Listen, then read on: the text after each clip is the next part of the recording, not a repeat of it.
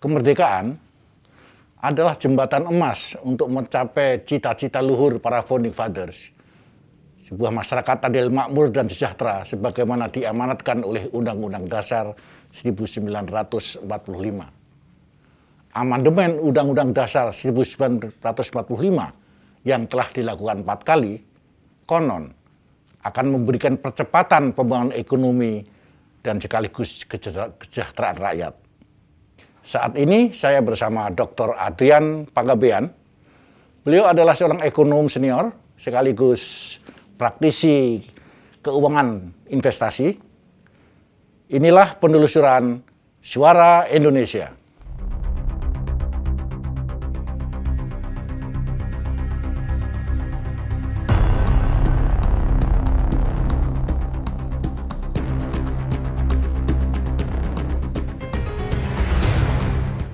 Pak Panggabean, bagaimana menurut Bapak, pendapat Bapak?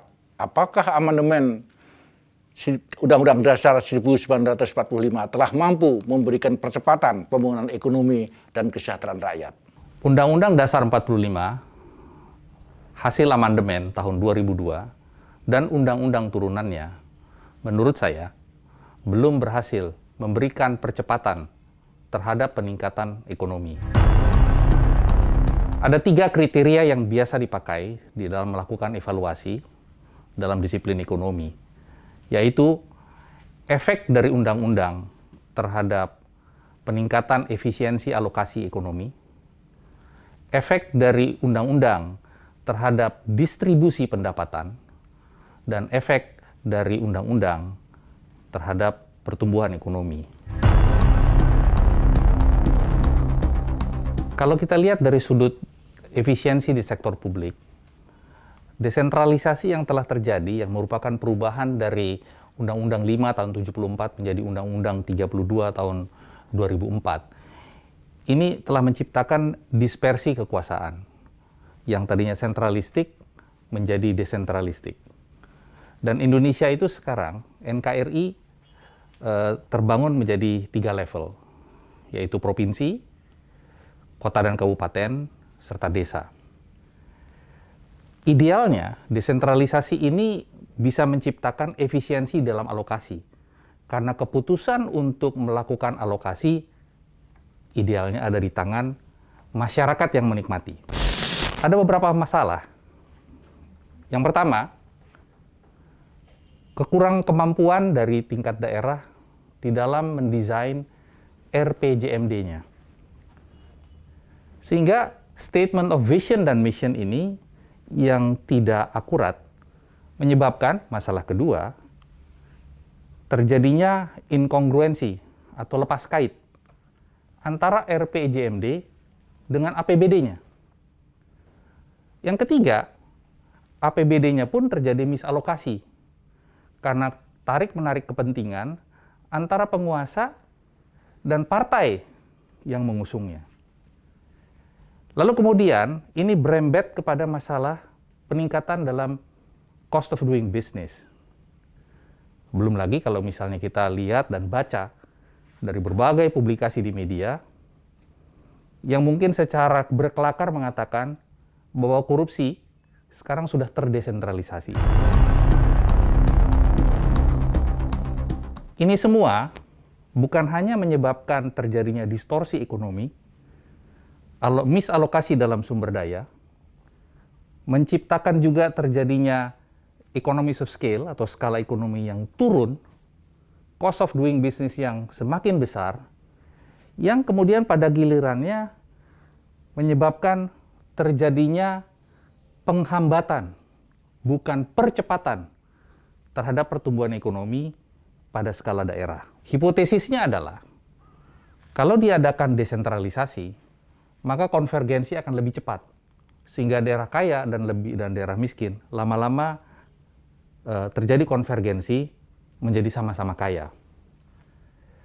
Tetapi lewat undang-undang yang menjadi turunan dari UUD 45 hasil amandemen ini, justru tidak memperlihatkan hal tersebut.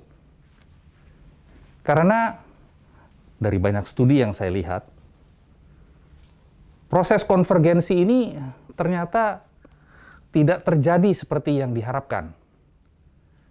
Daerah yang tadinya kaya tetap kaya, dan daerah yang miskin tetap miskin. Saya kira ini terjadi karena pada level teoritis, asumsi-asumsi desentralisasi tersebut yang selama ini dipikir berhasil atau akan menjadi landasan bagi terciptanya kondisi tersebut tidak terpenuhi. Misalnya masalah skills. Yang kedua, masalah keterkaitan antara apa yang diinginkan rakyat dengan apa yang dilakukan dalam bentuk proyek dari APBD. Dan ini terjadi di semua daerah di Indonesia. Yang kedua, mungkin karena hubungan patron-client relationship yang muncul akibat dari program desentralisasi ini. Yang menyebabkan para pemimpin yang terpilih itu hubungannya lebih dekat kepada partai yang mendukungnya, bukan kepada rakyat yang dipimpinnya. 20 tahun sebelum reformasi dan belasan tahun setelah reformasi memberikan kesimpulan yang sangat menarik. Technical efficiency atau efisiensi teknis di zaman Orde Baru ternyata lebih tinggi ketimbang efisiensi teknis era reformasi. Di sektor agriculture dan makanan misalnya, kehadiran investasi asing justru menyebabkan industri makanan itu sangat terkonsentrasi. Jadi terjadinya concentration of production, concentration of business di tangan segelintir produsen. Produktivitas manufaktur di Indonesia secara rata-rata 6-12% lebih rendah dibanding Filipina, Singapura, Thailand, atau Vietnam. Kalau kita melihat statistik dari yang diterbitkan resmi oleh BPS, income per kapita kita sebelum reformasi sekitar tahun 97 waktu kita sebelum terkena krisis moneter 98. Income per kapita kita itu sekitar 3,2 juta rupiah. Atau kalau diekivalenkan dalam US dollar, karena waktu itu kurs dolar sekitar 2.000 rupiah, sekitar 1.800 atau 1.850 US dollar. Dan income per kapita ini naik 15 kali lipat, menjadi 51-52 juta rupiah pada tahun 2019. Tapi kalau diekivalenkan dengan dolar, karena rata kurs di tahun 2019 itu di kisaran 14.150, maka income per kapita Indonesia itu ada pada kisaran 3.600 US dollar. Sehingga walaupun secara nominal income per kapita dalam rupiah naik 15 kali, tapi bila di-adjust dengan US dollar, di mana Indonesia kursnya terdepresiasi 7 kali, maka ternyata income per kapita kita in US dollar terms itu hanya naik 2 kali. Mungkin tepatnya kurang sedikit dari 2 kali.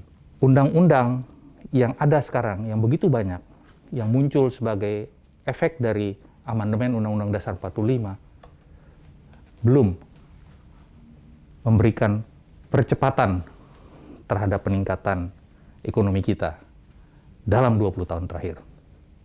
Demikian, Ki. Terima kasih Pak Panggebian. Ternyata amandemen Undang-Undang Dasar 1945 yang telah dilakukan 4 kali belum mampu memberikan percepatan peningkatan ekonomi dan kesejahteraan. Ikuti penelusuran Suara Indonesia selanjutnya.